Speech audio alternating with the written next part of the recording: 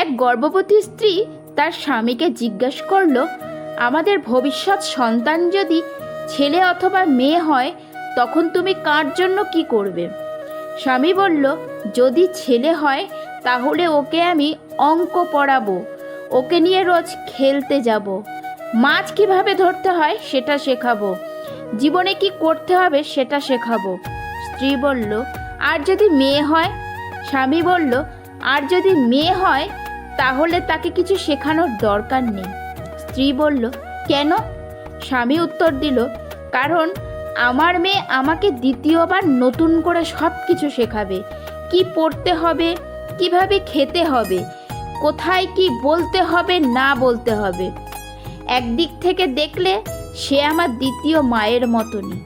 আমি তার জন্য কিছু করতে পারি আর নাই পারি, সে আমাকে চিরদিন নিজের হিরো মনে করবে।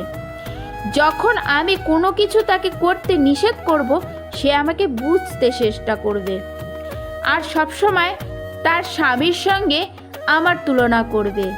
সে যে বয়সেই পৌঁছাক, সারা জীবন এটাই চাইবে যে আমি তাকে একটা বেবি ডলের মতনই ভালোবাসি।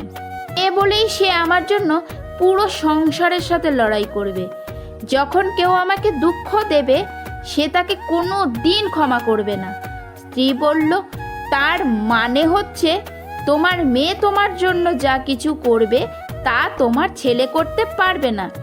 স্বামী বলল, সেটা না, এমন হতে পারে আমার ছেলেও সেসব করতে পারে, কিন্তু সে শিখবে আর মেয়ে এইসব গুণ নিয়েই পৃথিবীতে জন্ম নেবে। স্ত্রী বলল, কিন্তু সে তো চিরকাল আমাদের সাথে থাকবে না।